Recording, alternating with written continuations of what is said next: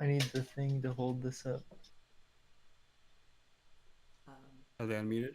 it is unmuted, sir. All right, and can you click on scene? I can. Tanisha can hear ya. Hello.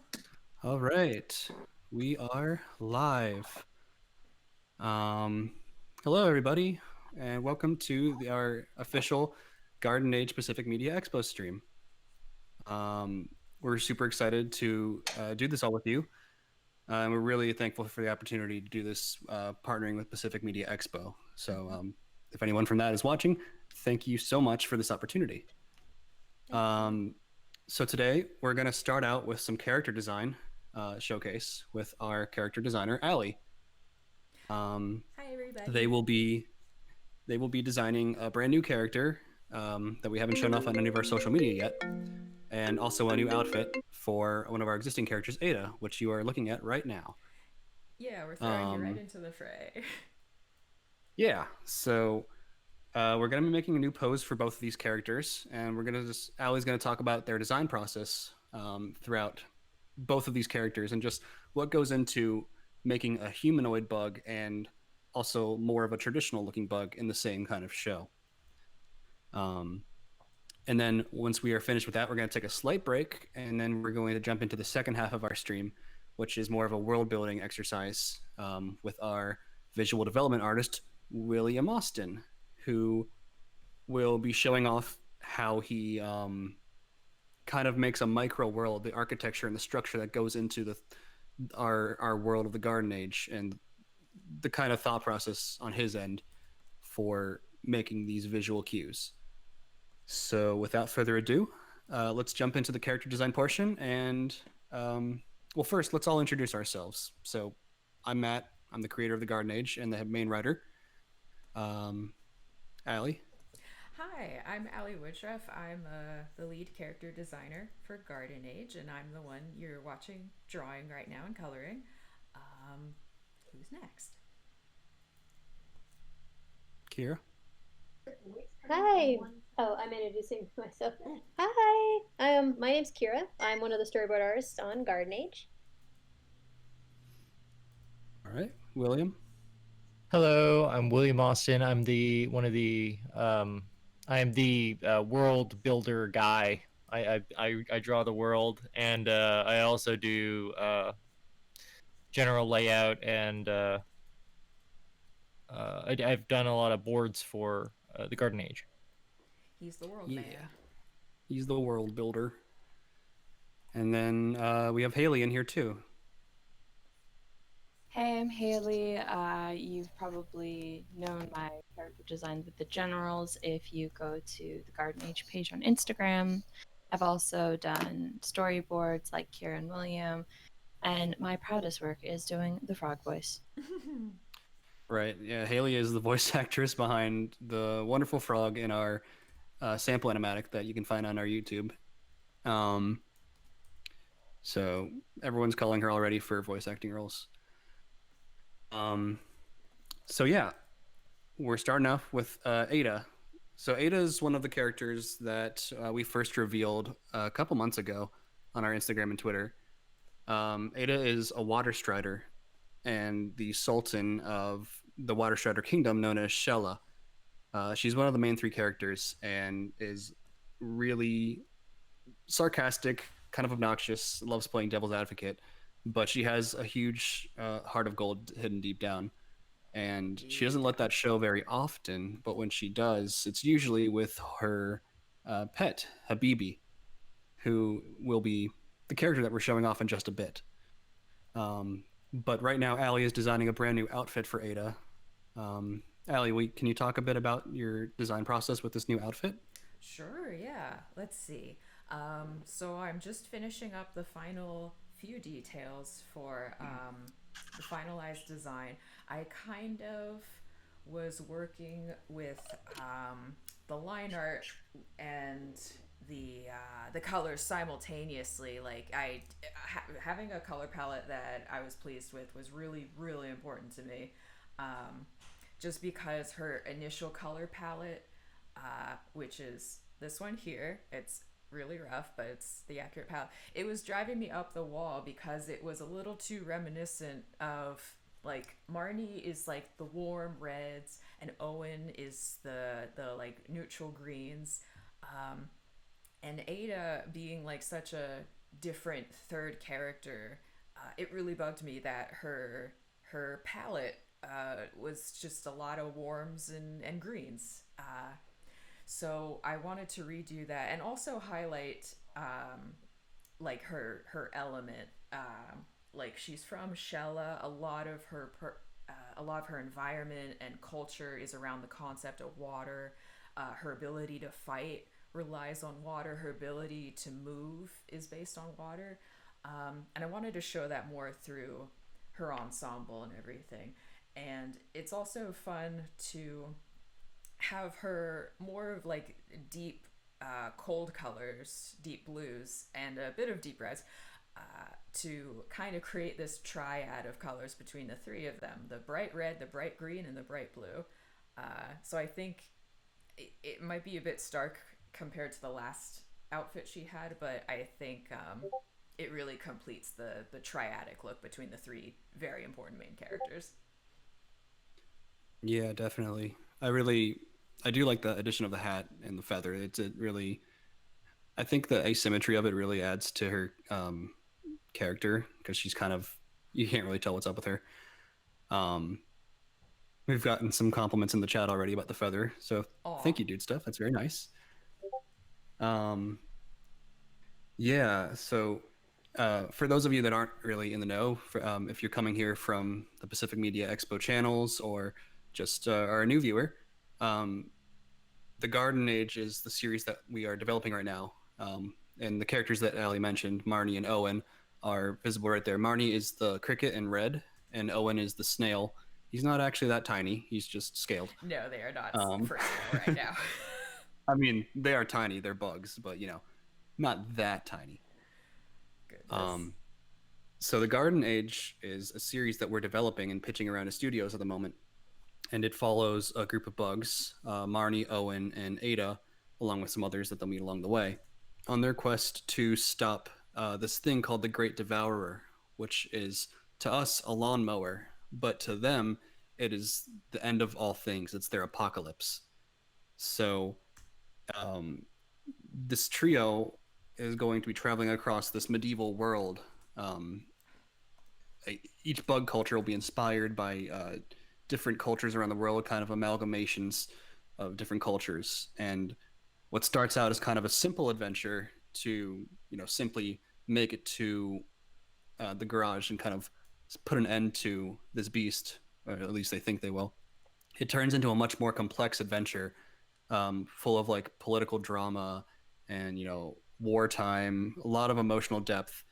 Um, it's kind of like Game of Thrones with bugs, if to be simple. It's a lot of a lot of character relationships and nuances going on, and multiple storylines happening at once. Um, but to keep it simple for the time being, our main character is Marnie and Owen and Ada. Um, and that trio is really the heart of the show. Yeah. Um, And because yeah, of that, they have to, complement each other. I think what was so important to me, what one of the most important things to me was that they complement each other, like, and that's what was bothering me so much about Ada's last color palette with dark, cold greens and warm pinks. Uh, Now it's much more like evenly split. Like Marnie's like smart but very emotionally passionate, and she's a fighter. Owen tries to help everyone get along, so it makes sense that he would be wearing the most neutral like greens. Um, and Ada is a fancy girl. So she does have kind of fancy clothes, and the people of Shella have more extravagant clothing. That's kind of some of the background that we were giving them. So it makes sense that right. she's a little fancy and a little like her colors are intense but dark. Uh, Yeah, um, totally. So Ada is actually the Sultan of Shella. Um, at the moment she's kind of in hiding, so she's wearing kind of like it's still fancy clothing, but it's a bit more inconspicuous, kind of civilian wear. Um, so Allie, you kind of you had that in mind with a mixture of like royalty, but still on the down low, right?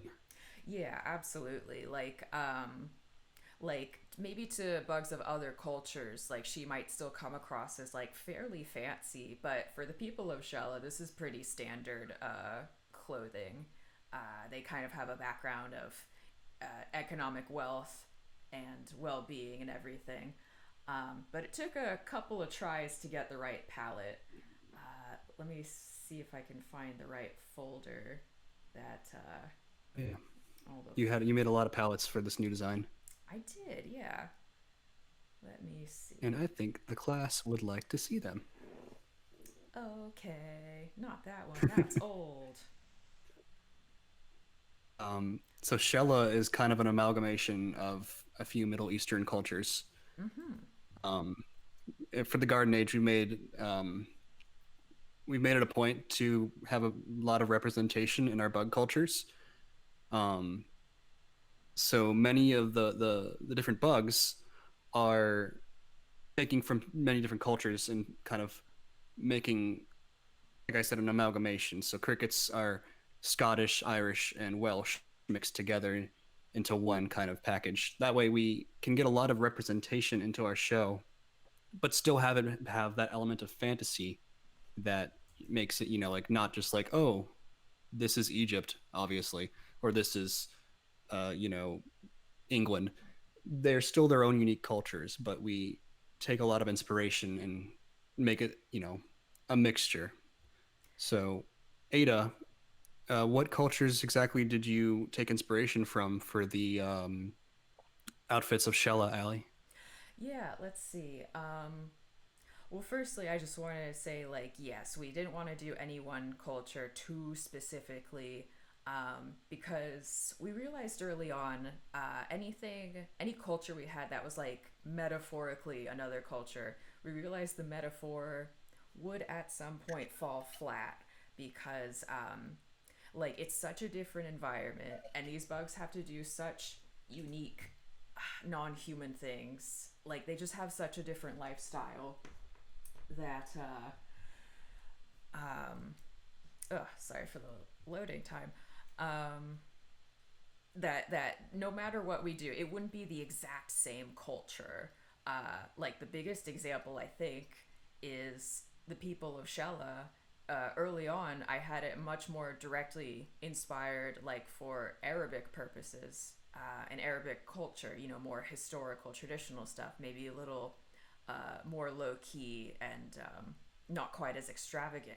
But then I started realizing the concept of flowing fabric doesn't make the greatest amount of sense for a people that live on water. So the pond skaters, they literally traverse on water. They're never underwater. They are always above it.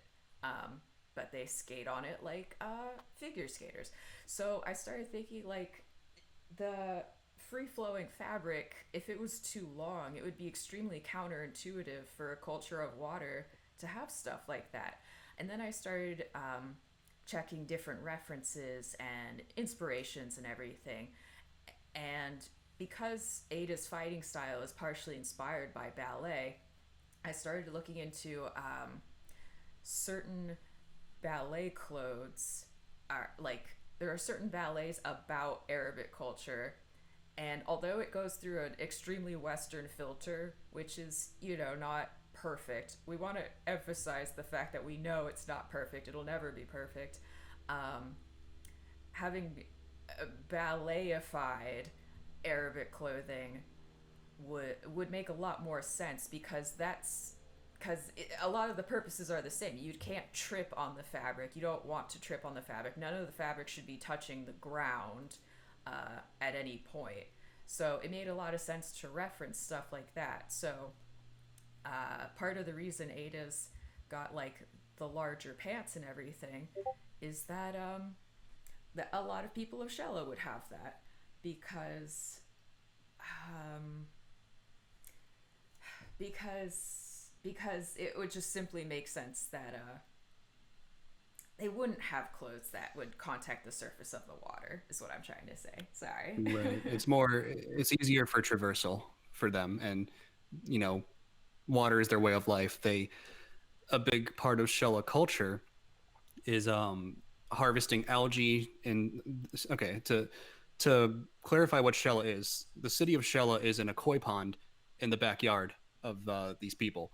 These are fancy people. They're bougie. They got a koi pond, so um, they obviously take very good care of it. So that's kind of where the prosperity of Shella comes from, is these beautiful waters with these beautiful koi.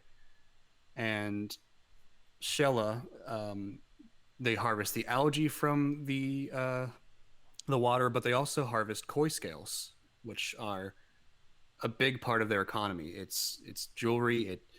It just kind of sets them apart from many other bug cultures. But a lot of the workers of Shella are down by the docks and are on the water all day and all night. That's their life. So to have this kind of the pants that you've designed for the Ada, but also all of the water striders, which will show off eventually someday, um, they're all designed for water traversal. Yeah, exactly. So, on the very rare occasion, and I'm hoping to share this soon, uh, there's only one or two incidental Shella characters that we have right now that have free flowing fabric, but that's solely for the purpose of showing off. Like, these are performers. Like, only a performer would have any type of non utility fashion. Um, but yeah, there was tons of references through all sorts of cultures, like Turkish and a lot of for a lot of the Shella incidentals.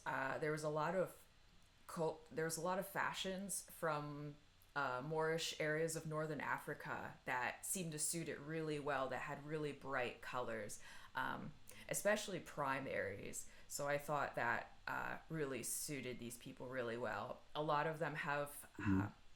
almost pearlescent like skin. It's I know Ada doesn't show it, but a lot of them have like blue, purple, and like mint green skin. Um, and I think bright primaries, like or not bright, but deep primaries, go with that very very well. And it's the perfect combination of like extravagance and while still having this like heated sense to it. Um, so for a bit, I was trying to see if we could utilize Ada's purple in something that's not her hair in her turban and use some other color for her hair. Um, and it wasn't quite working. Matt initially requested her to have purple hair, and I could see why it wasn't quite working. I tried so hard to see if she could have blue skin just to suit the people of Shella better. It just wasn't quite working. So she's actually one of the more pinkish people. Um, Mm-hmm. so between sorry. Oh no, keep going. I was There's a couple questions in the chat, but we can answer them in just a sec. Oh, okay, sorry. Um, so between intense hot colors and intense cold colors, I think type, the only other palette that I thought suited Ada really well was kind of like peacock colors, which is kind of like almost tertiary colors, orangey yellow, greenish blue, and reddish violet. So I considered that for her feather for a really long time, which has this nice peacock effect to it. Um, but with all these combinations, I felt like it was either too much blue or not enough blue, or it was too much of something. Like it was either too red or too green, which was the initial problem to begin with. Um, and there's a part of me that does like blue skinned Ada, but it's just not quite the same Ada that we know and love. And to complement that blue skin, there'd have to be a lot of red and green. Again, we would not want that. Um, so then I Mm-hmm. began this second series of palettes, and this is much more. This is much closer to the final product. Just switching between like different hat colors and top colors and feather colors, like just switching between the reds and the peacock colors. Just variations.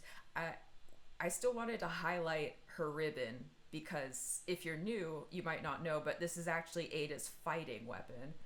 Um, like she uses this ribbon, she unties it and whips it around. That's her fighting style. So I thought it was important to highlight Right. it with like an aqua color. Um, and Before we hop into the fighting weapon real quick, mhm, let's answer some questions really quick in the chat. absolutely, Um, so Sun Phoenix, you're asking about the koi fish, if they're like dragons in our world. Um, Not exactly. they're Koi fish are kind of gentle yeah, for Shella. yeah, gentle They're giants. they're kind of like, yeah, they're like whales essentially. They don't really harm much. It's not exactly, biologically right, but we're Mm-hmm. treating them like whales in our world, and there's kind of these magnificent giants. Mm-hmm. The real dragons are kind of like frogs for us. They call them croakers. Mm-hmm. If you watch our animatic that's on our YouTube, you'll see croakers in action and just how devastating they are. Um, they're big, derpy doofuses, and they just are very food motivated. But later on in the series, we're gonna showcase some real, like, really treacherous croakers, and see what kind of damage they can really do. We also have birds, which they call sky demons. They have moles, which are earth movers. There's a lot of monsters in the world that are based off of just normal backyard creatures, but how the bugs see them is going to completely warp. It's very interpretive how they appear to the bugs. Yeah, it's Um, there's so many monsters that koi being dangerous is super not necessary. So they're much more like whales in that they have resources that can be harvested.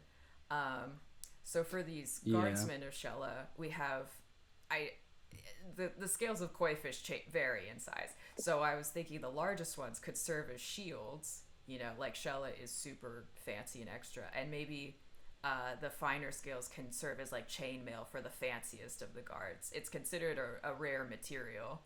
Um, yeah. There's definitely some ethical questions like amongst the people of Shella of like harvesting koi scales. Is it right? Like a lot of the koi scales that you see like being sold are harvested after a koi has died, so it's less frowned upon. yeah, But a lot of merchants in Shella and a lot of other people or a lot of other bugs that sneak into Shella, they look to kill koi and take their shells, prematurely.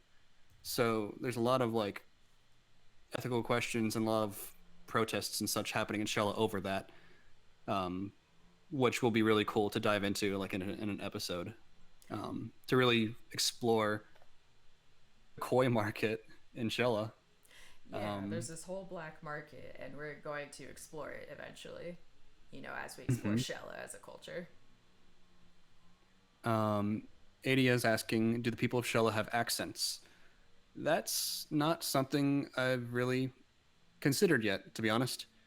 Um, at the moment, we have voice actors for Ada, Brianna Knickerbocker, who is wonderful. You might have heard her in a couple of games. She's in Fire Emblem Fates.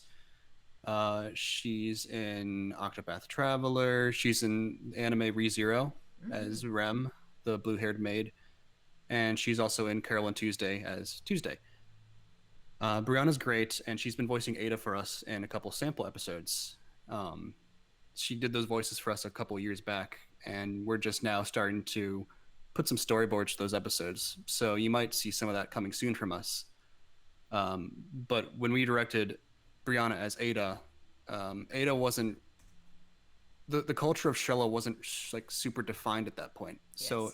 it wasn't really based on any specific culture, and um, so no, there was no accent involved. And in the future, if this show gets picked up, um, we're not sure exactly what we'll be doing yet regarding voice actresses for Shella, the people of Shella and Ada, because we want to be accurate. We don't want somebody putting on an accent that isn't, No.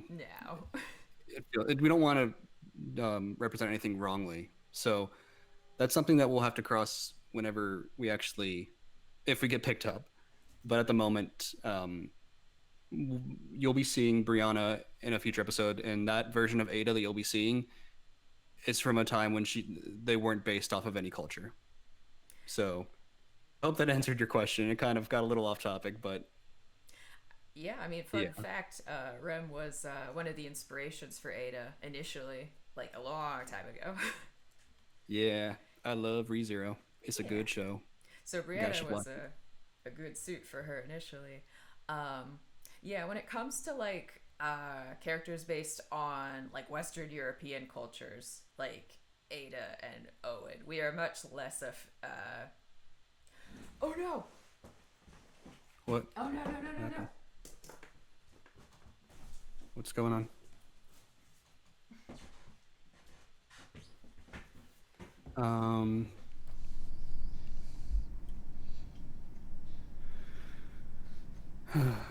Hello, everybody. William, are you live? Yeah, we're live. Okay. All Hello, right. everybody. Sorry about that, everybody. We had some technical difficulties on our Yes. end. Computers died. Things were upsetting for a second, but it's okay. We're back, and we're going to be switching ahead to William's section of our live stream, which is the world building section. Yeah. This section, we're going to be showing off Woodfall, which is the place, the kingdom that Marnie, our main character, lives. So Woodfall is based off of, like I said before, an amalgamation of Scotland, Ireland, and Welsh cultures. So Woodfall, it takes place the furthest reaches of the backyard. It's kind of like the place in the backyard where the humans kind of dump all their crap that they don't want, like, rotting wood, old flower pots full of soil that's no good, and old Christmas trees. So we took a lot of that into mind when creating this like regal kind of place made of literal garbage. So William, can you talk a bit about your process here? Yeah, sure. So I'm going to pull a couple things into screen real quick. So when I'm doing just a normal design, what I usually like to start out with is a general overall concept of what I want.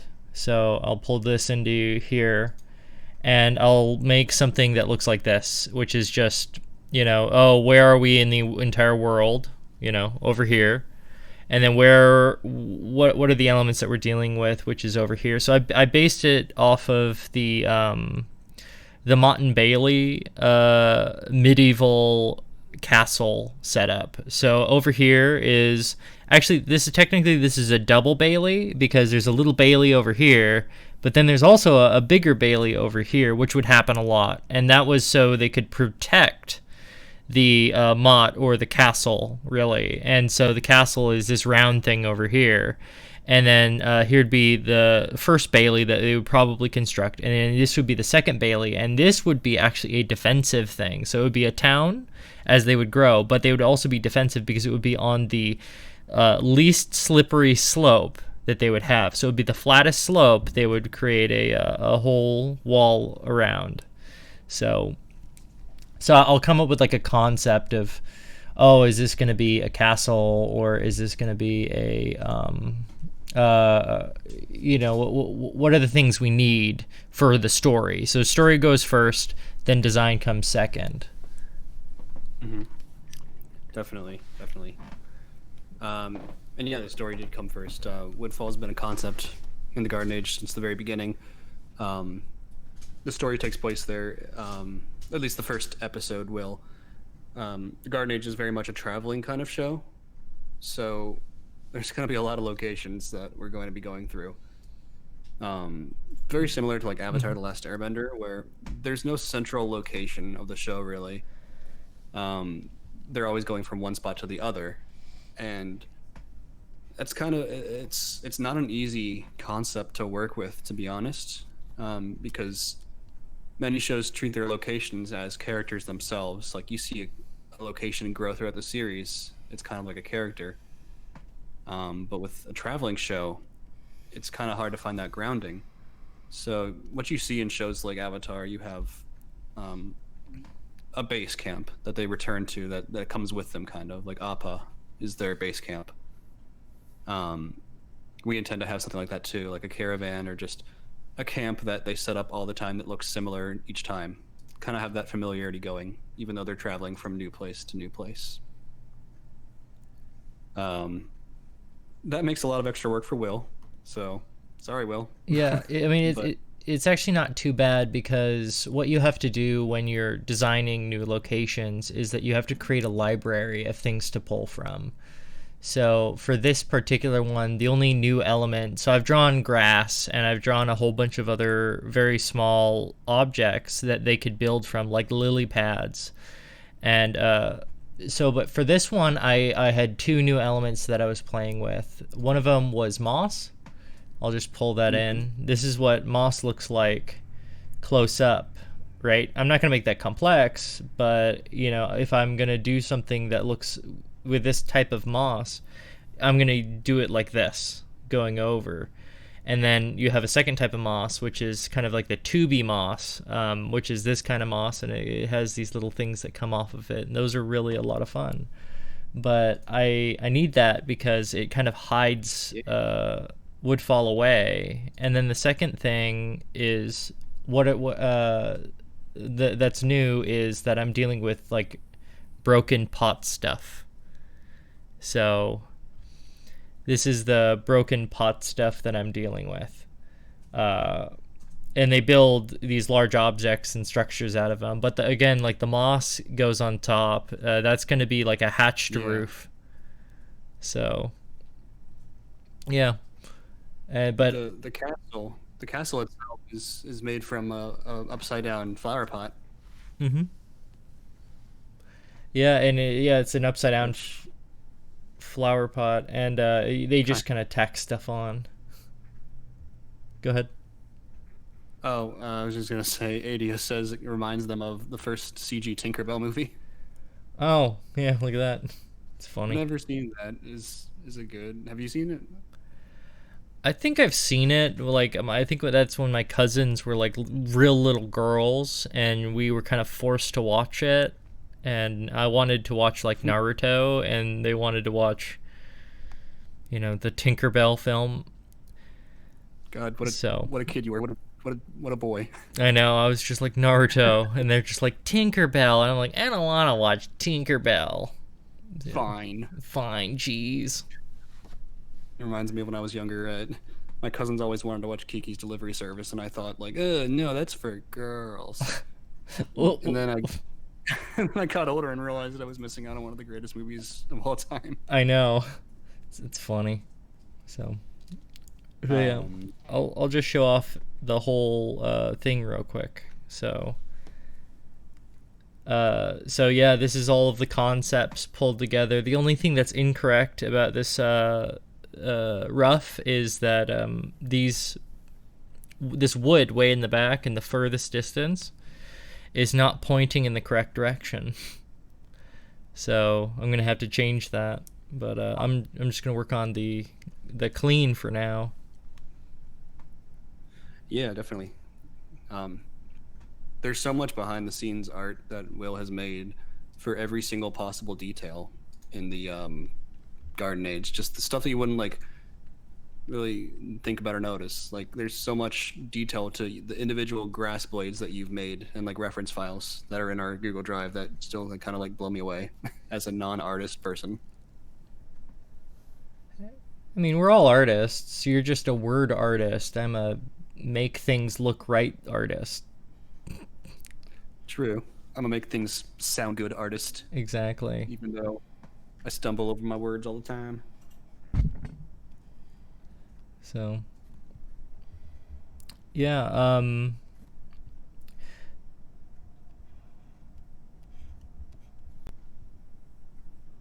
is there anything that we'd so Oh, all right, go ahead. I was just going to talk a bit about are kind of like our goals for the Garden Age and what we're able to do thanks to a couple other cartoons going on at the moment. Unless you had something you wanted to say about Woodfall. No. Yeah, go ahead. Awesome.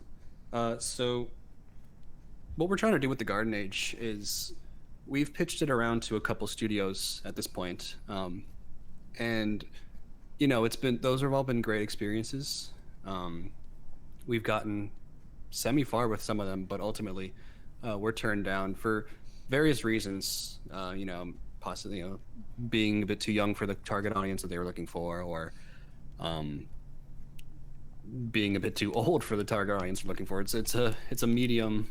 It's a balance that we're looking for the right studio for. But for the time being, we're looking into kind of making it happen ourselves. And a while ago, that was kind of unheard of. You need a studio backing you to make a cartoon happen. It's so much money, so much time. But shows like Has Been Hotel, Hell of a Boss, and other Kickstarter projects that are going on right now, like True Tale and Lackadaisy, have shown that you can do this now with the right people and the right support. We're super lucky to be doing what we're doing with our group. So we're making the Garden Age, but our group is called the Snail Scouts, as you can see by our Twitch name. And it consists of me, Allie, Kira, Will, and Haley. And the thing about Snail Scouts is that we're all doing it for free. We're a group of friends just looking to make stuff for fun with each other. But we're just passionate about making each other's ideas come true. So that started with the Garden Age, which is my project, of course. But once we finished our animatic for the first episode, we kind of switched gears and started working on Kira's idea.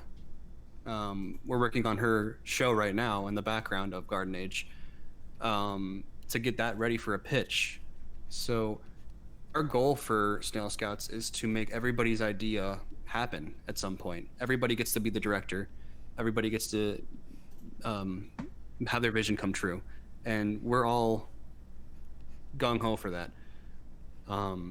We have me as a writer. We have storyboard artists with Kira, Will and Haley. Will's visual developer, Allie's character designer. We have all the makings of a small team to make each of these happen that we couldn't do on our own.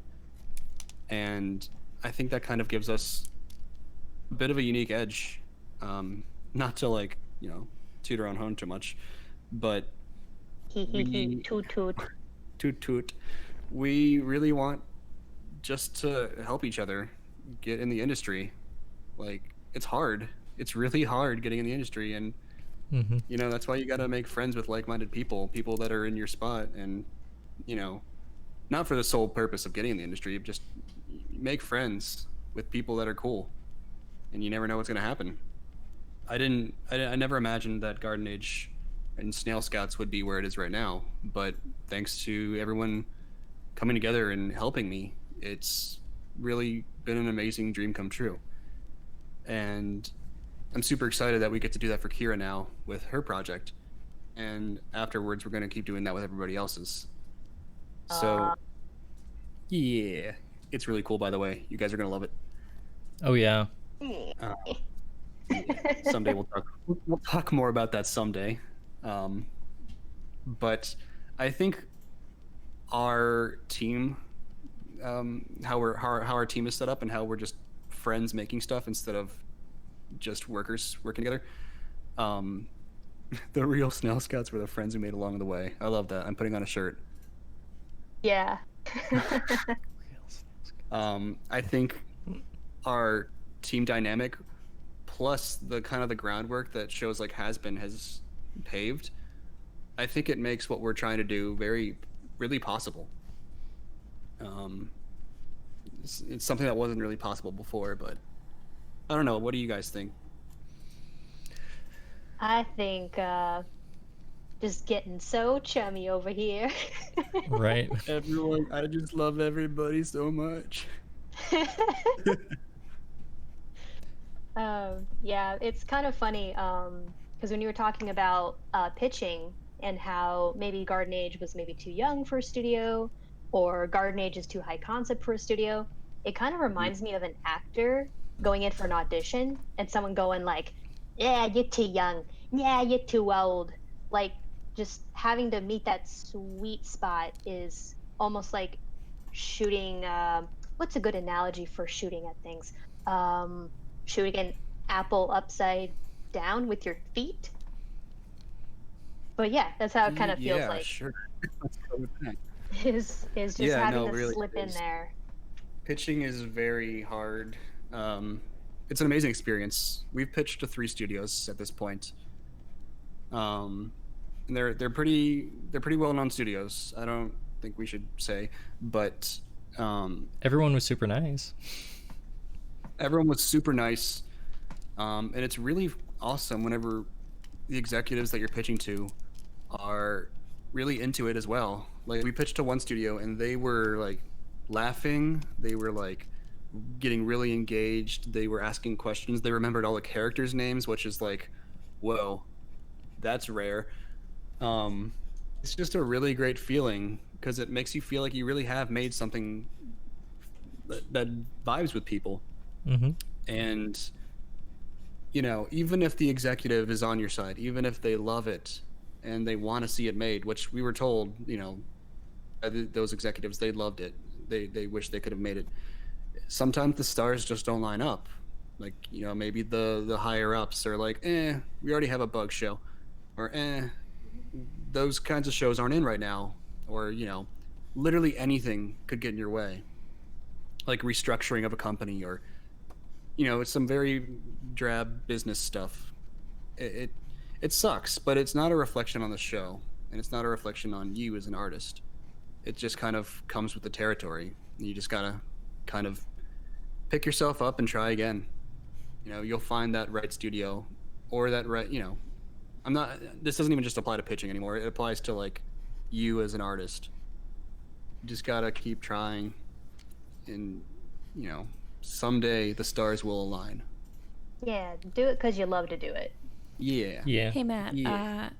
I know that there's a lot of people who've asked me personally how we're able to organize as a team. And you were majorly our director, but what would you say were the things that really helped you organize everybody together, or at least keep the spark of organization when things might have felt difficult? Well, everything's Heard these constantly on fire in cats. my head. What about the cats? Oh, how do you herd these cats?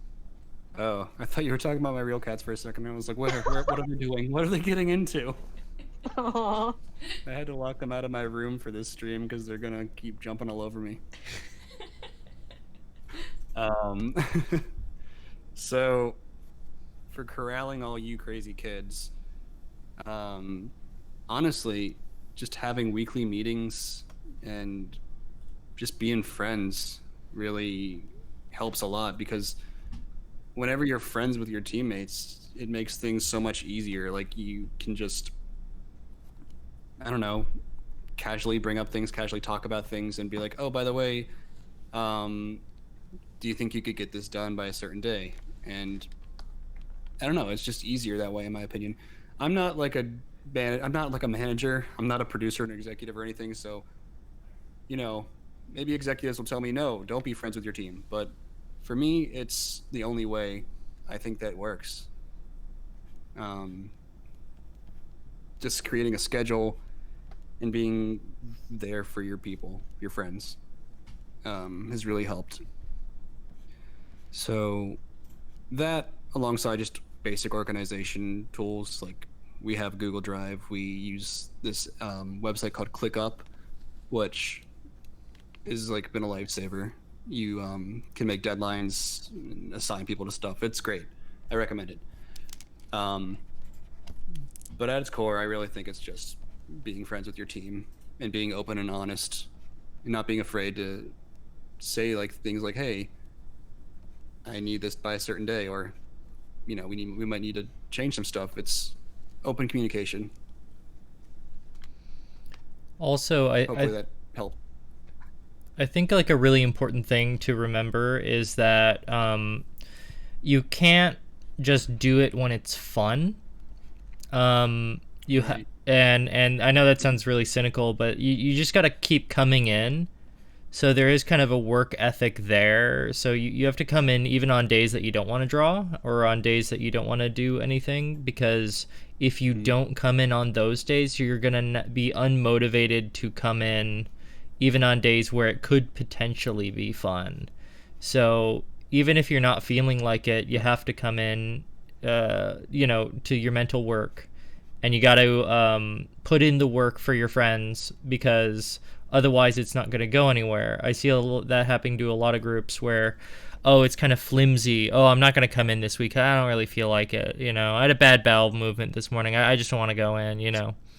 And that's always kind of a killer, because if you're not going to come in, that doesn't motivate anybody else to come in. So, Yeah, everybody needs to be on the same page. yeah. I agree with that. And I've seen then, that in some other groups as well. and then Go to ahead, add Kara. another thing to balance is understanding that we all have other jobs that we're kind of juggling along with this. Oh, yeah. Yeah, we are. And so it's kind of like up to us, the individual, to know how much we can handle.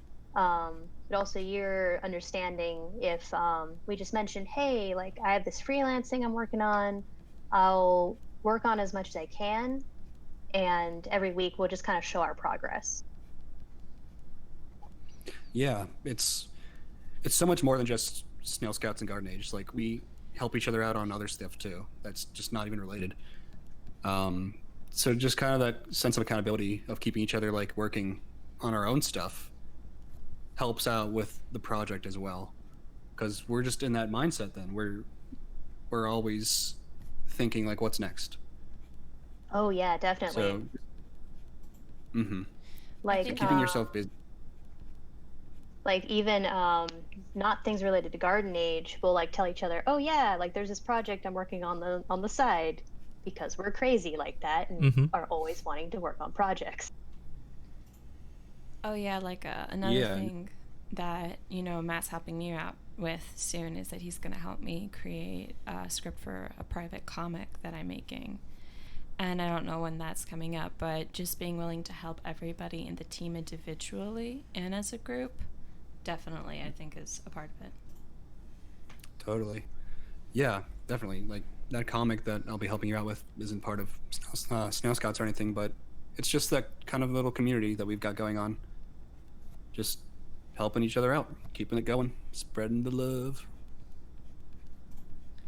So, as a kind of how do you think you and William are able to communicate really well to get the world in your head on the outside, by the way, since we are working on backgrounds right now and not just on organizing as a group? Well, it really helps that William is a god when it comes to visual design. Lower G, little g. Like that. That helped out a lot. That takes all the work off my end. No, seriously. It's really to help out Will, get my vision down. Be as detailed as possible about everything in the world of that location, like the culture, the people, not just like the visual aspects, but the culture and the people really help form the world. So, just writing up a document is really fun for me. I just love writing documents, and being like, oh, well, they eat this kind of food, and this is kind of like where they want to go to the bathroom. I don't write that stuff, but it's just very helpful being very detailed for Will. I think it really helps. It really helps you out, I believe, right, Will? Oh yeah. I think one of the things that people misunderstand about going in and working on this kind of stuff, where you have a story in mind, is that you're developing a world for a story, which means that you have to support the narrative first. So if you're going to go into character design or layout design or viz dev, you actually have to have a decent understanding of storytelling itself, before you go into that. Otherwise, you're going to misunderstand the person's intent on the other end. Mm-hmm. So I understand enough about story to interpret what Matt wants and what the location is doing for the story itself overall within the arc. So I can definitely go in and start building up a world with that intent in mind, so it becomes unique. So Definitely. Yeah, I mean, of course, background design works heavily with storyboards because you got to, of course. But mhm. Will, you did background design and storyboards for our animatic pilot, so you were able to do kind of mold that along the way for all your needs, Oh yeah. uh, which is super cool. You actually, fun fact, Will designed the entire festival that's in our pilot episode in VR, Oh yeah. fully 3D, and they use that for backgrounds for the storyboards. It's really cool. Like, oh my god, Will. Yeah, that was a lot of fun. I was learning the VR stuff on the side, while I was doing animation stuff at the same time, and I just, had tons of fun just kind of building it because you got to think about foreshortening and then. Ow! What was that? That was a dog. We have puppies next door, and the puppies are a little skittish, so they make the noises, Um, Poor baby. yeah, I they're was like, none of us have dogs. oh, they're fine. I know their owners; they're super sweet. But anyway, so yeah, I was learning VR stuff at the exact same time I was doing all the other things. So I ended up just kind of building it in Quill, and then learning how to export it out into Blender. And then Blender has really great capture tools. So you can just go in and take a photograph of the background that you need and export it out into a Storyboard Pro. So Right. Yeah. We actually have a full walkthrough of the VR set that you did for the festival on our YouTube channel. So if you ever want to see all the crazy amount of work that Will put in, go check it out because it's really good. You do that for a lot of your projects, don't you? oh yeah, well I do it for a lot of the storyboard projects that I do because it is nice to have those. I've been getting more into using SketchUp recently, and I love using SketchUp for backgrounds, and I know they use it on a ton of shows, especially like over at Warner's. But I also like to do just traditional backgrounds as well, just so I can stay up on that. Because once you start drawing like you have a camera and a set, the better you get at thinking in that way. Suddenly you can put a camera anywhere you want. Well, that's the hope anyway. So, actually working Yeah, with... I know that. Oh. Oh no, go ahead. Yeah, working with like 3D objects and elements and being able to build it, it actually really helps your 3D brain out. When you go back and you want to draw two-dimensional objects, suddenly you're kind of thinking in that mode, and you're like, oh, I can suddenly use this. So. Oh, I bet that makes a lot of sense. Definitely, sometime I'd love to do a stream with you where we show off like some of your VR methods. Oh yeah, that sounds great. Yeah, I know you did it. Like you say, you do it for storyboards mostly, but I know you did it recently for a mutual friend of ours. You did some background design for him and did some VR stuff in it with it. Oh no, I didn't do any VR stuff at all for him actually. Those were all just traditionally drawn. Oh wow, I guess I'm remembering it wrong. Either way, very cool stuff. So let's see. Can you guys hear me by the way? What are? Oh yeah, we can hear you, Oh. Allie. Oh, Yeah, yay, I'm back. we can hear you. You're a little quiet, but we can hear you. I am so sorry about that. My computer died. Oh, That's okay. It yeah. happens, you know. Thank you. All right. When do you guys want to We're gonna switch try- back over to? Oh, I need to go over to Allie's room and get some stuff figured out. So it might be a little while before we can switch back. Mm-hmm. Yeah. Um, the plan, hopefully, for all you viewers, is to switch back to Allie at some point to show off the super enticing character that we've been teasing. That Right. Yeah. Show you. we got to show you. That's the whole point of this stream. I refuse to leave these people hanging. Right. Go quietly into the night. Yes. I want to see all the heart emojis. Yeah. I All the need poggers. them. All right. We hope you like it. I'll answer just a bunch of questions while you're gone. Okay. I don't know if there are questions right now to answer, but I will leave that up to Kira. Kira, you are the moderator. Hi. Hello. Oh my. Pressure's on. It's all on you. All right, guys. Ask me questions. Ask me your juicy questions. Quick. Ask him questions before I take over. How perspective? Perspective. Well, when you live a full life, you get a little bit of perspective.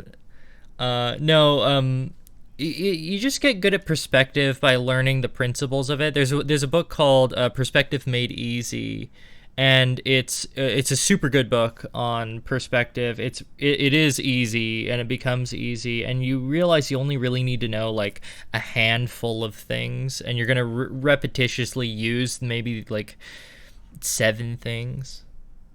Yeah, the more you use it, the more like secondhand it becomes. Exactly. So it's just, the most important thing that you can learn in perspective, especially when it comes to this type of artwork, layout art, and storyboarding, is have the capacity to move a character around whenever you want and however you want within that perspective, just by using kind of like a pinhead. Like literally like a... Let me just draw this real quick just for funsies. So Yeah, give us some visuals. let's say I have... I'll just create a new layer real quick. Let's say I have a horizon line, right? And I got 2 points on the horizon line. And then I have a grid. And I love laying out very accurate grids on a plane, because if you lay them out super accurately, you know exactly proportionally where people are in the distance.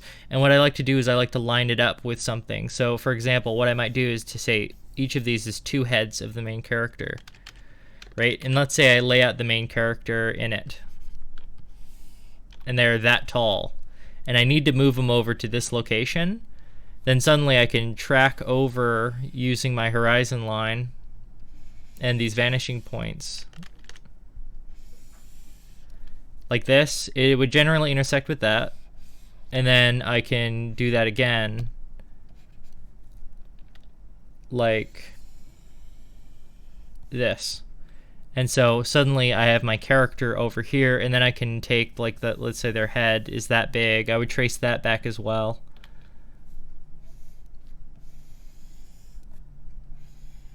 And then suddenly I have their head size over there, and then from there I can do the rest of the proportions. So it's very simple stuff, but people forget it. But if you have a really, really nice grid, then it makes life about a billion times easier. So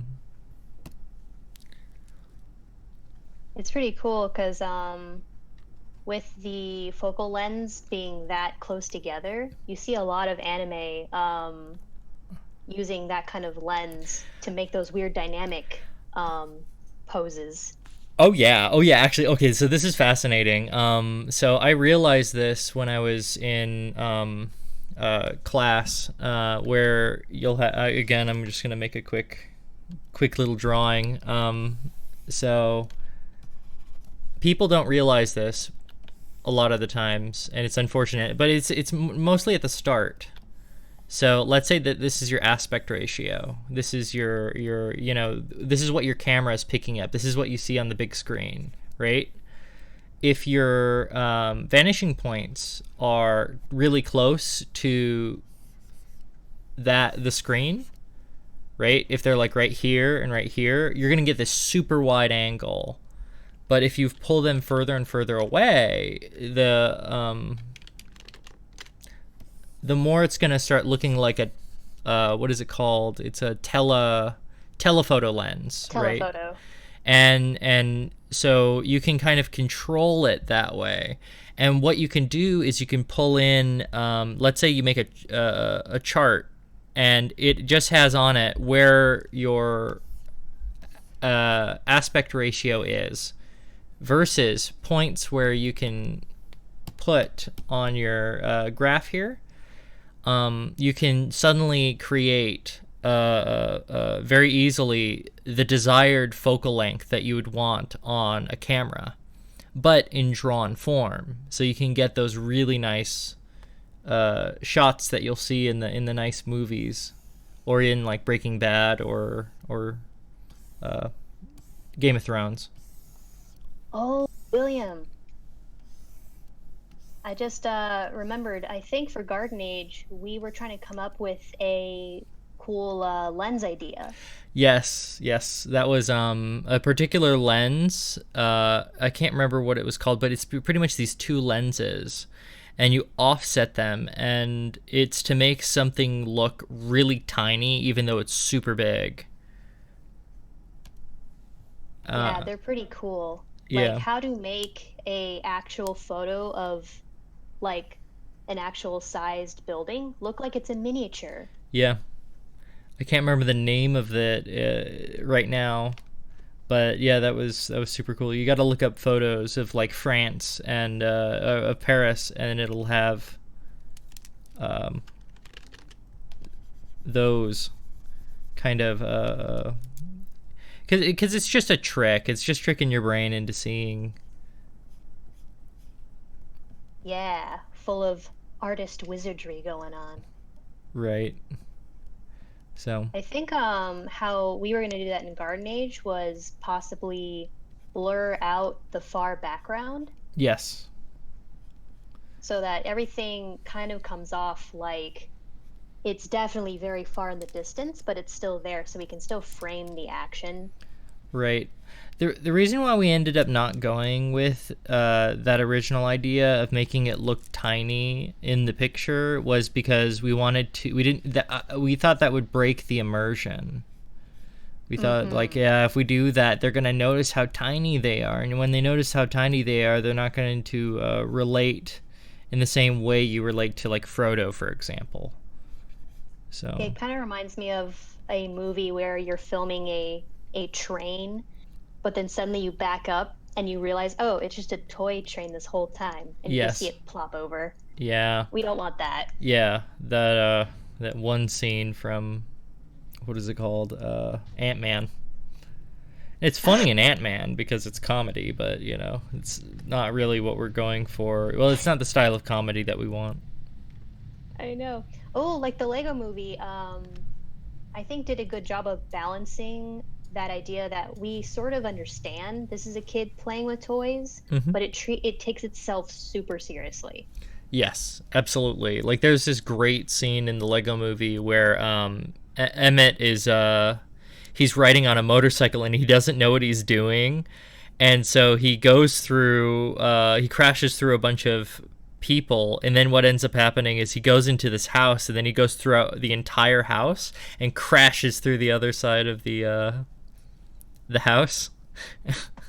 And it's really funny because it's just unexpected, but it's also kind of what is it called?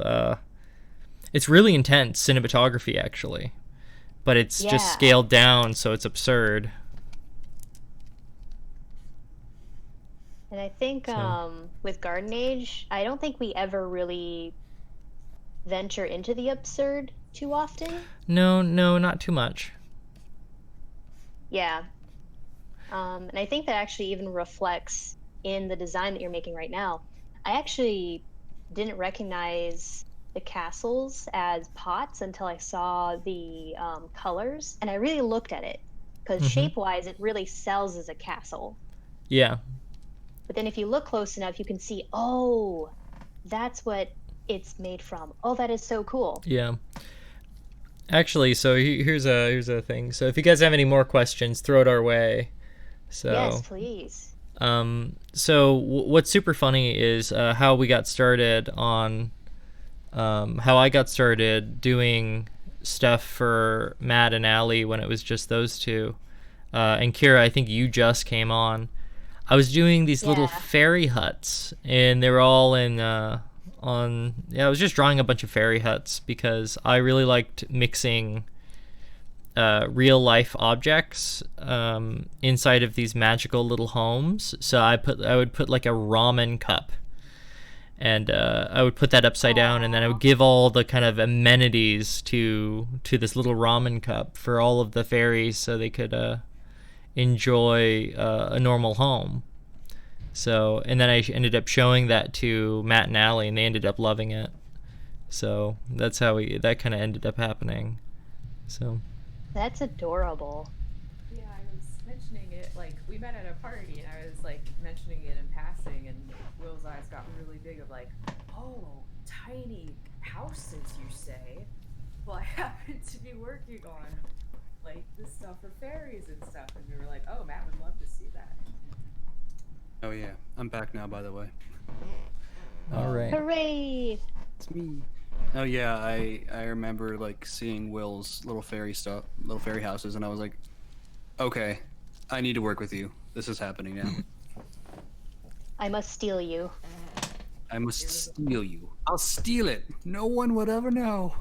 And then, as long as Haley can be stolen too. Yeah, it was Will and Haley are a package deal. It was a match made in heaven. True. Aw. And it's crazy because they're both the best artists ever. I doubt it. I mean, Oh, you're right. You you. suck. I was just being nice. Yeah, he was just being nice. Got him. All right, so. All right, cool. So, Matt, would you like to? Do we have the capacity to switch back over and do some Habibi? Oh, I ruined it. Yeah. No, it's okay. It's I think I said it earlier. Yeah, so we got Allie's computer back up and running. Mm-hmm.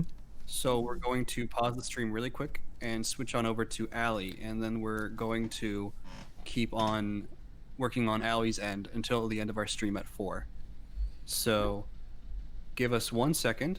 Don't go anywhere, and we will be right back.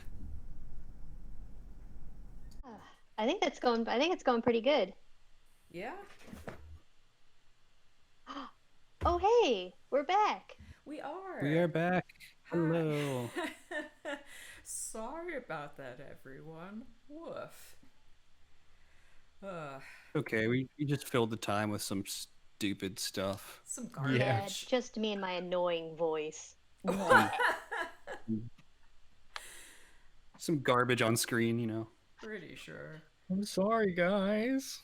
Oh, it's okay. It literally is garbage because it's made from garbage. It's actually true. Oh, It was a stealth compliment, Will. Aw. Bazinga. Or was it? You got your goat. You got my go. Okay, so we're looking at like the main cast right here of the Garden Age. Yeah, like there's some Or people most of the main cast. Yeah, there's some folks missing, but I just grabbed a handful of files that were easy to grab at the time being to like just slap some colors together and be like, okay, so Oh no. Ada's missing her outlines. All her colors are gonna fall out. no, It's leaking. you're It's leaking. It's gonna be a little puddle on the floor. No. She'll be a happy snowman. It's so. How do we want to introduce the concept of our person, our character? Okay, so our character that we're going to be showing off today for the first time is a special little boy. He is Ada's beloved pet, named Habibi. Mm-hmm. And I don't really know what else to say about him other than he's perfect in every way, and you know he has to be seen to be believed. Yeah, if I And remember, he hurt my heart. Ow. With And he can do cute. nothing. if I remember correctly, Habibi's a term of endearment, right? Like baby. Yes, yes. It means sweetheart, sweet Excellent. baby. It's perfect because this is a baby boy. Um, so basically, like we got to thinking the team, and the idea of one of the characters having a pet became more and more dominant, and we were like, okay, let's do it. We should have a pet, like a mascot animal, Yeah. We were something. just chanting, mascot, mascot. It's true. Mascot. It's true. So we got to thinking. Uh, so how do I do this? Um, so we decided after some speculation that the pet would be something of like a grub larval caterpillar type thing, not to be too specific, um, which works because design wise we blended a bunch of elements together. So in terms of like a translation of species, this isn't a real thing. um, okay, so we were It's looking. real enough. It's real to me. Uh, so we wanted something that wasn't too similar to anyone's color palette, but someone who would especially complement and or highlight Ada's color palette. So that was the thought process of having it here, and it was important to have the new color palette instead of the old one, because we knew that old one was out the door or heading out the door, and we needed to make sure it matched the new one rather than the old one. Um, so that's just our lineup of little characters over there. A lot of stuff revolving around like yellows for the most part. Like a lot of the greens are very warm. Uh, a lot of warm colors. Like Ada's the only cold colors character here. So let's see. Yeah, we should pull them on up and show them what's what. Yeah, okay. So step one. I'm gonna walk you guys through it before I show you the final product. I hope it's okay. Or should I do the final product first? Um, let's show the final product first, and then go step by step. Okay. All right. I feel final. You what? Yeah. Oh, What? final. She says Oh, final. final product. Yeah. This is Habibi. Look at this special boy. Look at this He's special a good boy. He's a little baby. Oh my god, I love him so much. Little baby man. Yes, please. Boom. Whew. Look at him. He's a special little floofle. He's a little boy. He's just a little boy. He's a That's all I fluffy. can. Okay, yeah, that's kind of the response I expected in the chat. Okay. In terms of size comparison, I think I think he's something like this compared to Ada. Would you say that's about right? Oh yeah, he's pretty tiny. He's a little boof. She's so mean to everybody but Habibi. Like It was very important. it's like night and day. Yeah, Habibi's very important to her. Yeah, it's Habibi. The vibe I personally really wanted to give off was like kind of a clueless animal that was simultaneously kind of feeble, but also like just happy to be here and like very difficult to actually upset. I actually based him a little bit off of my family's pug, and I only bring this up because it's part of the design process. So it's with the final product turned off. I'll walk you through step by step, and there aren't too many, so don't worry. So number one was we tried looking for just like a caterpillar that was cute off the bat, and I'm hoping some of you are familiar with the Japanese emperor caterpillar, who is just the cutest little thing ever. They just perpetually make this cute little face, little baby face, and we were like, hey, that's perfect, yes. But Tell me if I'm wrong, but are those the ones that if you squeeze them, they make a little squeak? Good guess. Not exactly. That's a different one. But I did show you that video while we were looking over caterpillars to be like, check out this ridiculous creature. Check out this dude. Check Get a load of this. this freak. Get a load of this friggin' thing. So that was step one. And to a degree, I still think yellows and greens complement Ada's deep blues very well, but there's so much yellow and green already, like in the characters, and in the backgrounds and environments and everything. This is Will's VR project, by the way. That's I'm using it for backgrounds. That's how much I love it. Oh yeah. Yeah, so we were like, okay, well, should we use the caterpillar line art with different colors? And got to thinking. So I tried to make him. That was like pure study of the scientific animal. I mean, I made its torso like 1/3 of the length of what it is in the wild because we knew we wanted him to be stubby. Like that was a must. He must be stubby.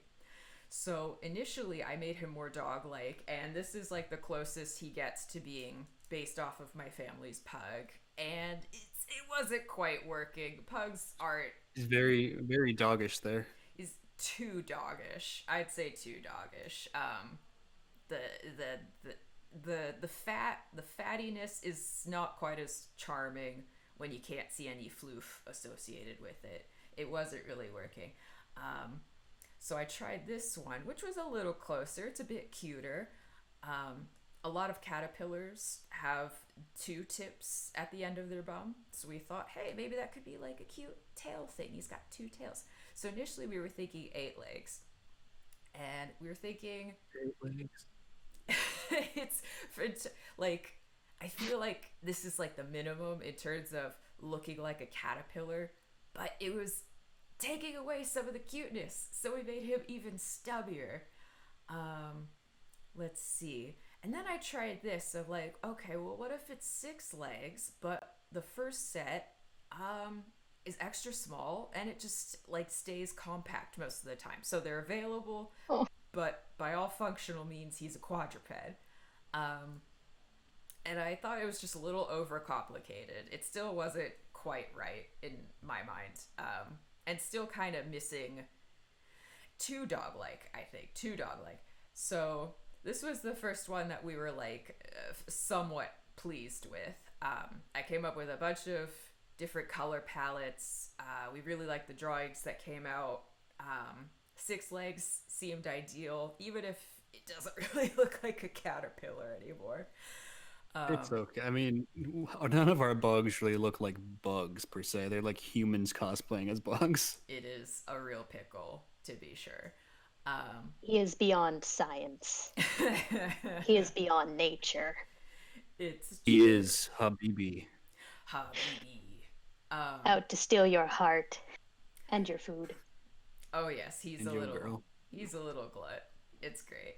Um, so then we really had to like buckle down on decision making with colors and everything. Um, and again, I like when just looking at this, just looking at this, my eye immediately goes to like the yellowish green one. That's my personal favorite, but everyone else on the team was like, it blends into the background too much, and they were absolutely right. It's too similar to our leaf bug boy, for example. It's just too close, in my opinion. Yeah, he's cute, but we gotta have. We have a lot of green characters. Yeah. That's part of the reason why we actually changed Marnie's outfit. It used to be Mm-hmm. green. We changed it to more of an autumn color because of the problem of too much green and brown. For sure. Like a sword fighter in a green tunic is such a good look. Like we adore it, but it was just Yeah, I wonder why. couple of inspirations. Hmm. But it was just blending in too much. It was a tough decision to make, but we were pleased with the red that we went with. So even green and yellow, he complemented Ada's palette, but he didn't complement the environment and he didn't complement the other characters. Um, I'm also personally a big fan of this palette here. But again, that was just personal preference and not like helpful to the narrative of complimenting Ada or any of the characters or the background. Um, so basically, we kind of decided on the peachish one, which probably suits his personality the best, anyways. And he definitely compliments Ada a lot better, and everyone else, I think. So we went with pink and yellow. Definitely. Mm-hmm. And then our next epiphany was the realization that we should add fur. like, Yeah, how can we make this cuter? Oh, yeah, like my favorite. like caterpillars, only some of them have any floof. Some of them don't. But early on, we decided like, oh my gosh, screw it. Just whatever's cute, whatever we like. We're it's all no bars on the mascot character. Little fancy toes. Yes. Uh, and I think like that's what complemented like the stubbiness and the chubbiness of like the pug look I was going for was the floof. That's what was missing. Um, Oh yeah, you gotta have the floof. you gotta have the floof. You just gotta. Oh man, those toes are ready for some tippy taps. Yes, that's the other thing is like these little Pete's have he like his little snoot and his little Pete's it creates this you can imagine him like snuffling around like a truffle pig. That was kind of the feel I was going for, was like a cute pet pig for the most part. So I went Oh yeah, back. he's kind of like a little teacup pig. Yeah, that wasn't even hugely on purpose, but it is what happened. No, yes it was. Shut up. Take credit for it. Well, initially it was supposed to be a pug, but like, and pugs are very pig-like, so it works. Um, so I went back to the same like drawing as before, and I went over it with floof. Like I tried a few different types of floof, and these were the ones I liked the most. But then when we got here, his antenna didn't really suit him anymore. Like, I don't know about you guys, but to me, I'm kind of picking up some reindeer vibes, like a very, very distorted reindeer creature with antlers on. And I wanted to avoid that imagery. So we improvised even further and gave him wee little floofy antenna, which just I think just suit him way better. We tried other options and it just wasn't working. So we had to do what we knew was right.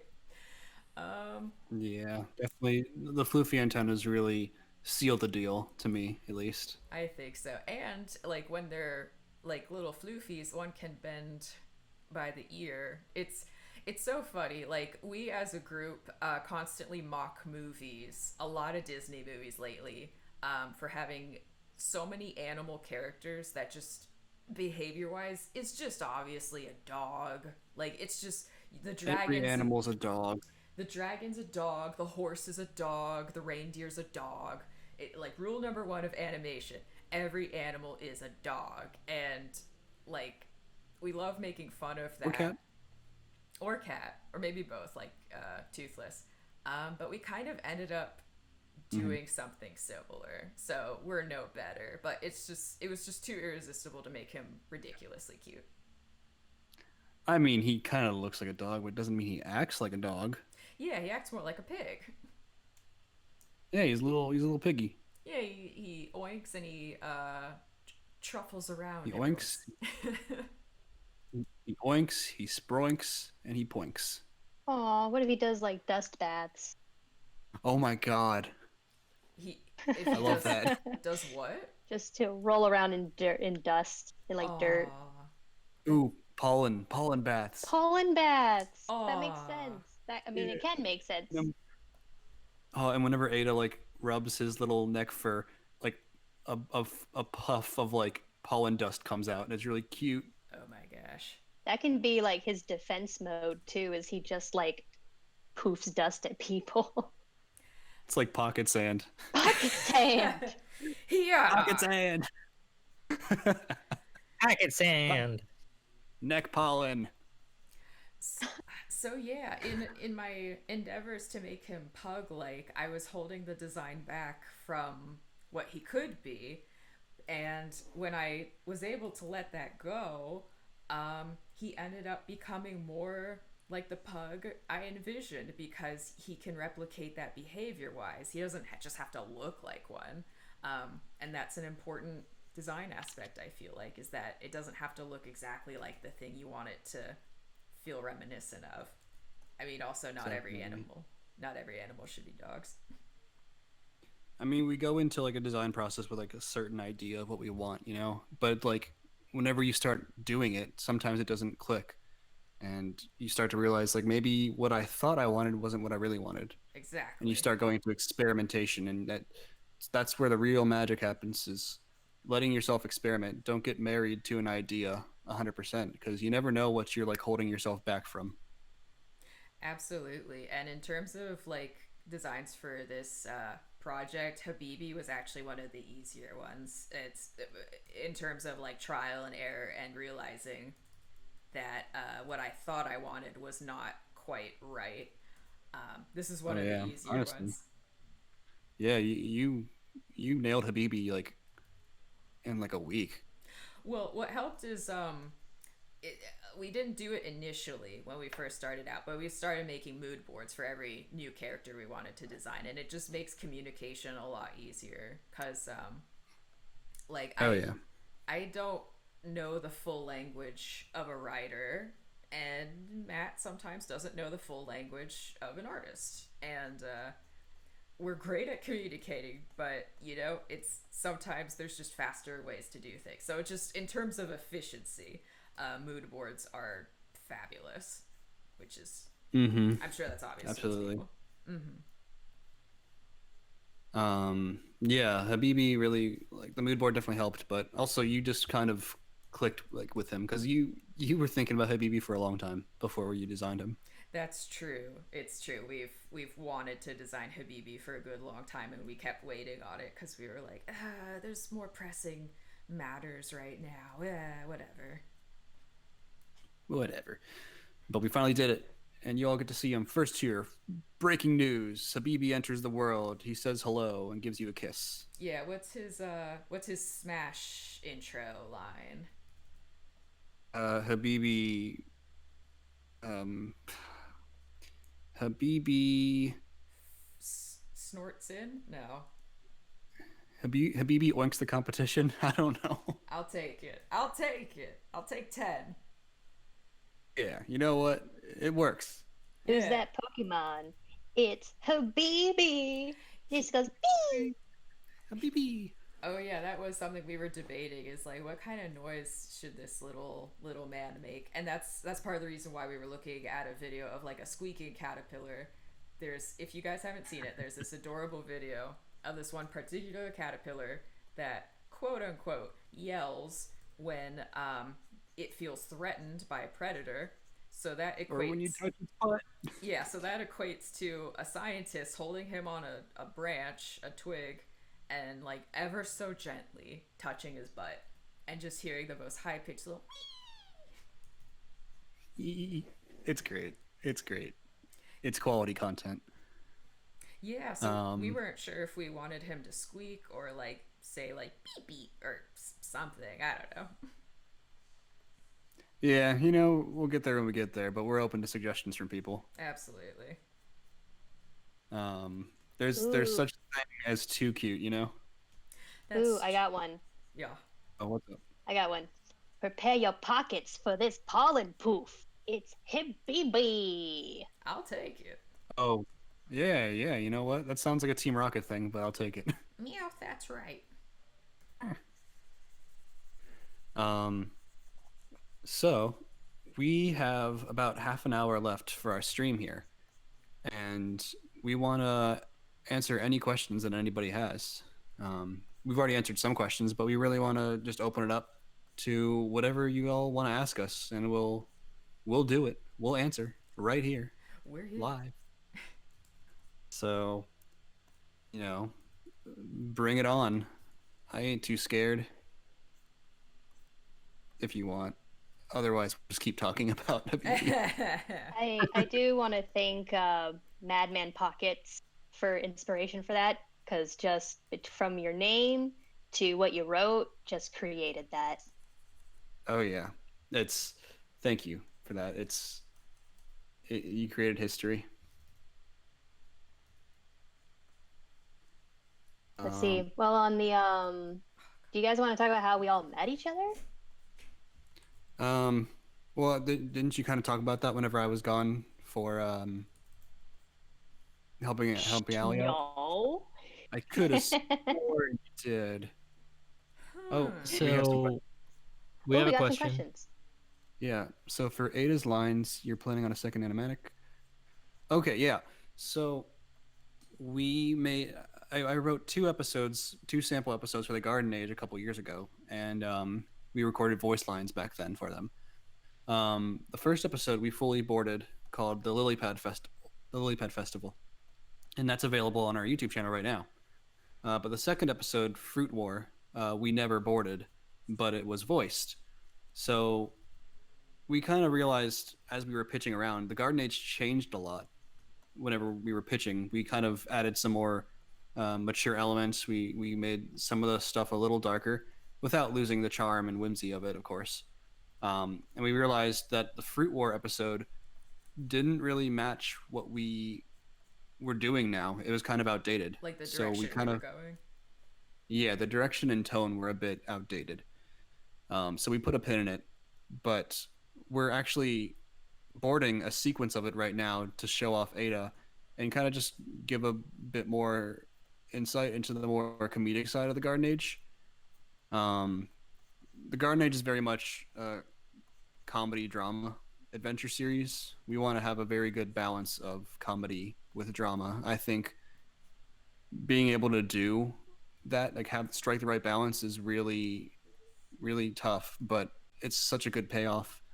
I keep going back to Avatar, but I think that show does it just perfectly, like a chef's kiss. How dare you love one of the three most influential sources of media for this generation? You're a I monster. know I'm so unique, um, but it really does balance it so well. So For sure. we made two episodes to show off kind of like the more drama whimsy side and more comedy, and the Fruit War was the comedy one. So we're just doing not the full episode, but we are doing a sequence of it just to show off Ada and some of the comedy. So, um, one of the board artists that's helping us out is Jess Tobin. She is over in Australia, and she's working on that probably right now. For you. So, for you, the people. The people. So yeah, we'll probably have that ready to show you guys in maybe a couple weeks, and I hope you all look forward to it because even if it is not reminiscent or not indicative of what Garden Age is nowadays, I still had a lot of fun writing it, and it still shows off the characters in a really fun way. So I hope you look forward to it. Can we talk about what influenced the initial idea? Like, just because it's a Oh funny yeah, story. so this episode, Fruit War, has Marnie, Owen, and Ada coming across. They're like lost in the desert, and by desert I mean a dry patch in the backyard. Um, so they're lost in the desert, and they are so close to like dying of like just hunger, The brink of and they come death. across, yeah, they're on the brink of death, and they come across this massive like, garbage pile of fruit, where a bunch of fruit flies have taken residence and called it like an oasis. And it turns out that they actually are like in a little bit of a war between watermelon and pineapple. Which one's better? And Marnie and Owen and Ada, at first they're like, we don't care, we just want food. But eventually they start getting caught up in like the conflict themselves. Um, Owen can't have pineapple because he's a snail, and it will literally burn his skin with the acidic nature of it. So he's very much team watermelon. Yeah, we just took the Um, concept of.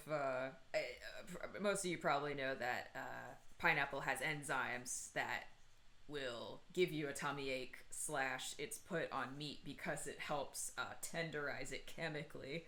Mm-hmm.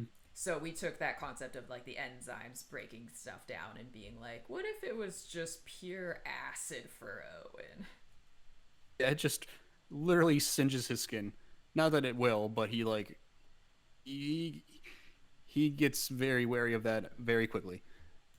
Marnie picks Team Pineapple, and Ada doesn't care. There's like a honeydew there as well, and she's like, "I like honeydew. None of you guys like honeydew. I'll take the honeydew." Yeah, acting like she's so much better. She's so better. She's above it all, you know. Um, but so this idea actually stemmed from me and Allie. Um, I love watermelon. Like I'm a simp for watermelon. I'm not kidding. I will eat anything watermelon related. I one time bought like a $12 watermelon drink at Bubba Gump just because it had watermelon in it, and it was a mistake, but not really because it was delicious. Um, Meanwhile, I hate pineapple, and Allie is the exact opposite. She Yeah. does not like watermelon.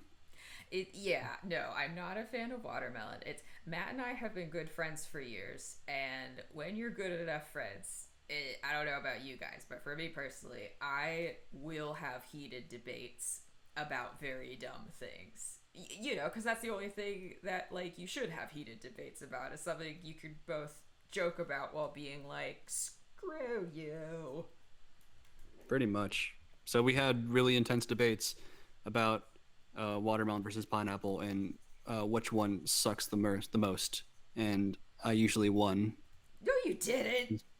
because pineapple sucks. You are a liar. My stepmom. I told her about this argument, and she's like, "Oh, I hate pineapple." Like once I went to a birthday party, and the only thing to eat there, or the only thing to eat there was watermelon pizza. You know, which is slices What? of yes, there's slices Oh, slices oh, of oh! I know what you're watermelon, talking about. slices of watermelon with a bunch of fruit toppings. It's literally not pizza. It's just called that to be more alluring to children. And she was like, it was Right, disgusting. Like she felt so alone, and there was nothing else to eat at this birthday party for a really long time. And she's like, yeah, I hate watermelon. And she likes pineapple. You can't let one bad experience. You can't let a bad experience with watermelon ruin it for you. Well, I don't have a bad experience with watermelon. I just despise it. Well, I'm not gonna get into it on here. Yeah, but we would just keep this up for hours and hours and hours, and I guess it just got some gears turning in Matt's head, and then one day he was just like, "Wait, I have an idea for a script." Yeah. Kira, And what team are you on? Oh, me? Like, Yeah. is there? What team are you on? Do you like both, or is there one you don't like? I love both. Just Aw. not pineapple on pizza, please. Aw, no, thank you. Oh, okay, just for that, I'll be on Team Pineapple, even though I love Hooray. both. hooray! But who will join Team Honeydew? It's you know what? Haley. I forgot about team. Well, I can't be on Team Honeydew because No one likes honey. I actually eat honeydew first just to get it over with, Oh, and wow. then the other fruits That's pretty good Really? discipline. because I won't waste food. That's good That's- discipline. You know what? Good on you. Yeah. You're stronger than I. Yeah, I mean, Matt wrote honeydew as the third fruit in this specifically because we all agree honeydew is undesirable. I'm sorry if you like honeydew, but we just like to jab it. And I made that joke before. I love Honeydew. Yeah, like I'm sure people do. But it was just funny that was the one thing Matt and I could agree on. Right. Was like I don't want the honeydew. I'd like to rephrase what I said. I love food. There you go. That's fine. Yeah, I'm Really? team food. I'm Team Food. Team food. I am team. I'll eat food. pineapple. All right, I will try it. I will You have know what? pineapple. I can make a really quick poll and have like the chat vote. I'm almost scared I'll of make it what right now. I'm almost scared of what the answers will be. We do that Oh on my Twitch. goodness. Yeah. Well, I found this website called Straw Poll, and you can just Ooh. send. I'll send the link on the chat. And Oh, oh, did we we disable banned links? we banned links on the chat, I think. Oh, Yeah. Oh, beans. phooey. My It's Yeah, master just kind of plan. because we didn't want bots coming in. Oh beans. well. Sound off in the comments. What's your favorite fruit out of the three? Yeah. Make your voices heard. I- Support your team. I'm curious My if argument for me. I'm curious if anyone likes them equally, because part of the humor here is that everyone we've talked to about this prefers one over the other, even if they like both. Usually there's a preference. To me, there's two debates that have this like you're either with us or you're against us type attitude. Watermelon versus pineapple and frozen versus tangled. Most people I know or I've spoken to about this like one and dislike the other, at least, if Well, not.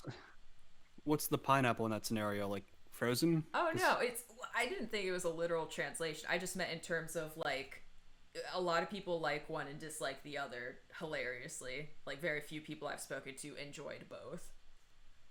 That's actually really funny because I love both pineapple and watermelon, and I hate both frozen and tangled. You're the Hey, true tangled. you're the true neutral, Will. Look, I hate frozen, but I love tangled. I don't like tangled and I like frozen.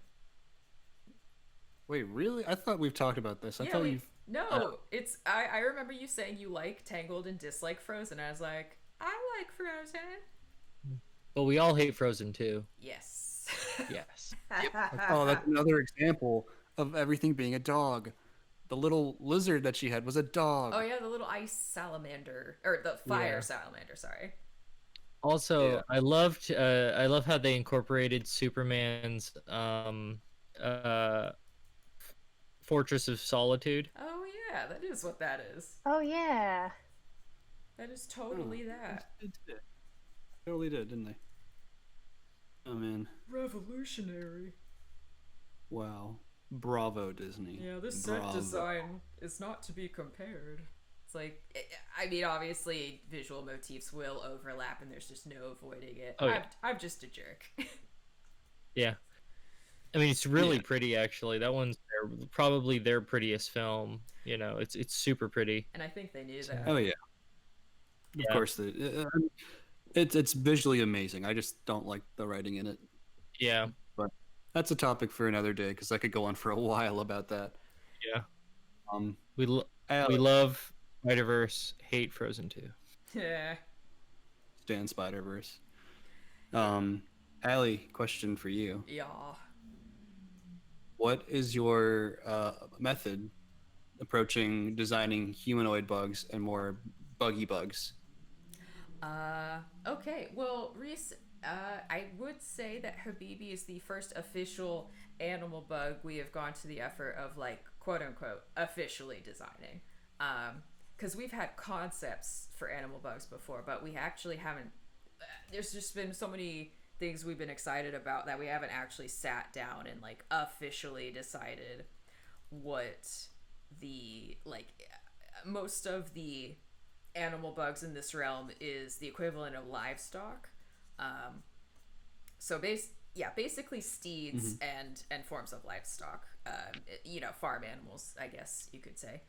And we haven't sat down and designed any of them, like, officially. We have a few sketches here and there, but that's about it. So for Habibi, let's see. I think no, not that one. Sorry. Yes. So when it was initially based on the Japanese emperor caterpillar, that caterpillar has a very distinct set of vertical slit eyes, which, if you zoom in really, really close, is actually 3 beady eyes stacked vertically. It's kind of spooky up close. So I tried incorporating that in Habibi's design, and it wasn't quite working. And all of us as a group went back and forth a little bit on, like, what exactly size should Habibi's eyes be. And I felt like a breakthrough that I feel like I had pretty early on compared to most other characters was I felt like Habibi's eyes had to be small and beady, like at least comparatively small, um, because that was like one of the few only traits that could differentiate him from like the humanoids. Like feel like there's very few elements that don't overlap, and the fact that they don't look like they do is just because we try our best to kind of cover it up so it doesn't feel weird. um, so I tried giving him beady eyes, Right. more animal-like antenna. Obviously no head hair, is that's an easy one. um, Size makes all the difference. And some of you have noticed, obviously, that a lot of our humanoid main characters should have like 6 limbs, while they actually just have 4, like a person. Um, and I assure you, we have tried our best to try to incorporate the correct scientific number of limbs on humanoid characters, and just it sometimes it works and sometimes it doesn't.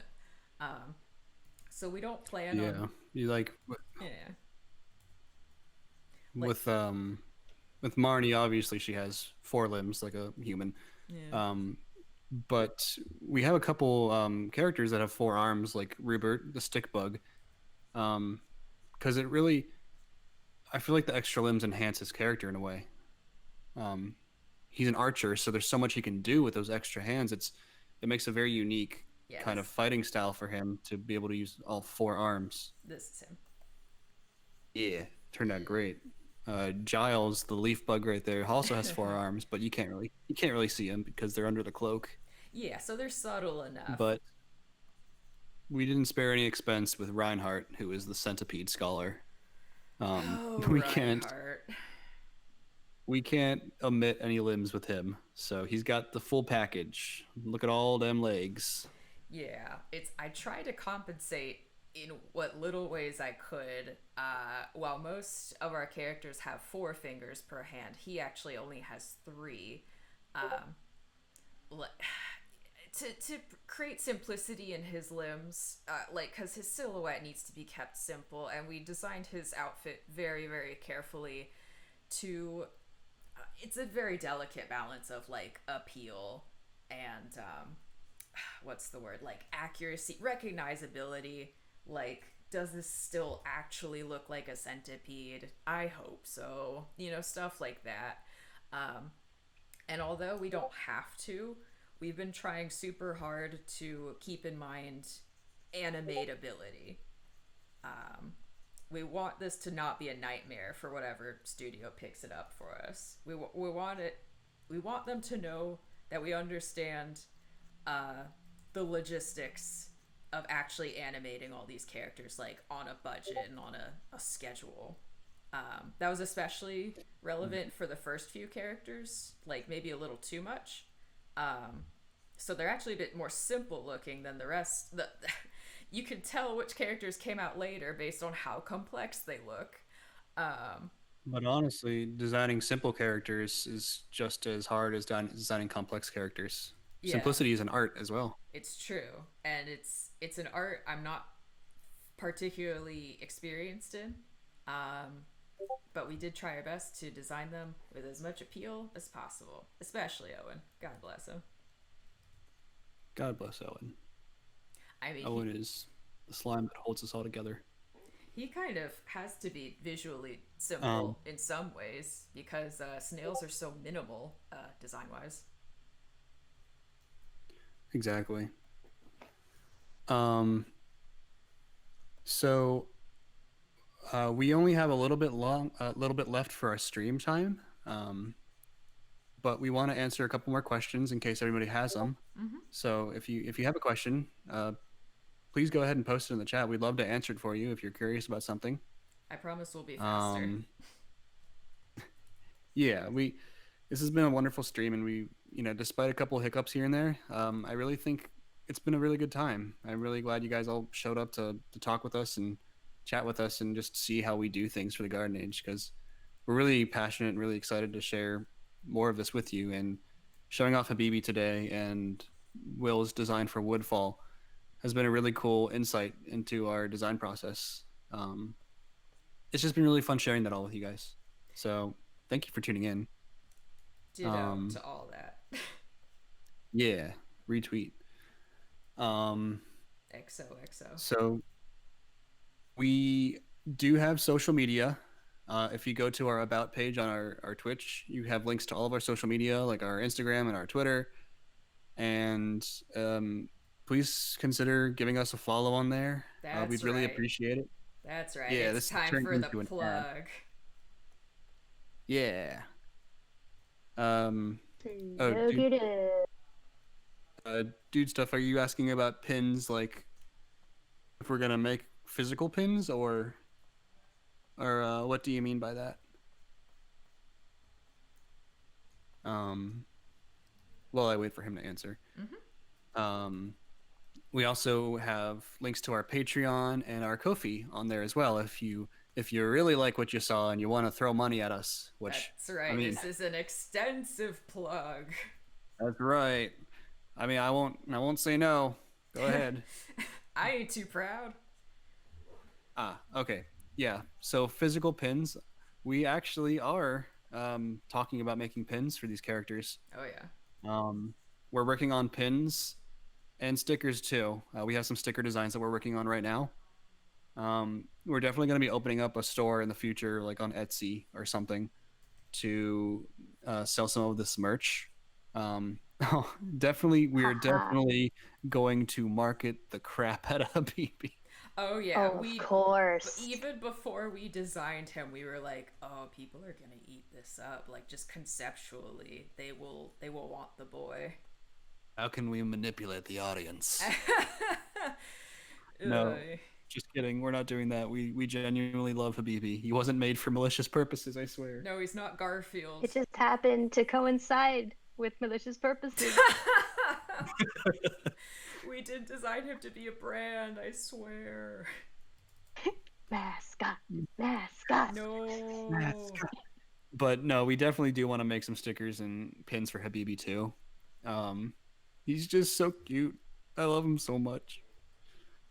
Um, but yes, we will have an Etsy store open in the near future. We'll have stickers of the main characters and pins as well, and even some prints. We're working on some print ideas as well. So keep an eye out for that. Follow us on our stuff to keep updated on that, and we'll let you know whenever that's all ready. Um, but yeah, our about page will have all those links for you if you're interested. But in other news, we're gonna have to end it here. Oh. But thank you guys for joining us. This has been great, and it's been really fun. Like streaming has been really is new for us. It's kind of a learning curve. So I'm really If- glad you guys are bearing with us. If that wasn't obvious, especially Yeah. for yours truly. Yeah, we made it pretty obvious, but we're learning, and we're dumb babies. We need stuff hammered into our heads. We have to try like 5 times. Yeah, I Um, can talk about colors and character designs till the cows come home, but if you ask me to set up a streaming program, I'm just an old lady. just Or an you old- gotta talk about colors till the cows come home. What? Oh, like on a stream, you just have to figure out how to stream, and then you can talk Yeah. about colors till the cows come home. Yes, and then I can make you all listen to my manifestos and personal opinions about the animation industry because I know you're just dying to hear more about it. Ho ho ho ho ho! Hot take. Yes, my Tune hot in next takes. time as we talk more about Frozen 2 for an hour. Yes. Yeah, definitely. We can definitely want to do more streaming. Mm-hmm. Yeah, thank you guys for all the kind words. We're gonna do more art streams in the future, of course, showing off our characters and stuff. But we also just want to like chill with you guys sometimes and just chat. So we might play some games, like some bug games. Oh yeah, that for sure. there's a good handful of bug games out there that we can stream and just chat about Garden Age stuff while we play it. So we're gonna experiment with that in the future as well. Um, so yeah, See y'all. we'll we'll keep you all in the loop. Yeah. We'll keep you all in our web, our our bug, our spider web There of you go. You made it full tying it, circle. Yeah. tying Yeah. it into the brand. Yeah. Still not manipulative. No, of Nice. course not. Buy our stuff. Buy our merch, buy our merch, buy our merch. We don't Buy actually our have merch that doesn't exist it. yet. Yeah, we don't have any yet. Sorry, y'all. Give us money, give us money, give us money, give us money. But no, thanks again to Pacific Media Expo for hosting us. It's really cool to be able to partner with such an established convention. Hopefully next year we can do it in person. Yeah, Heck yeah. we are super I would grateful. love. Yeah, it'd be really cool to have a booth and chat with you guys in person. You know, we're looking into stuff like that. So here's hoping next year the world isn't on fire and we can do things again. Yeah. Shall we? But until then, thanks again, and we'll see you guys next time. Okie Yeah. dokie. Hasta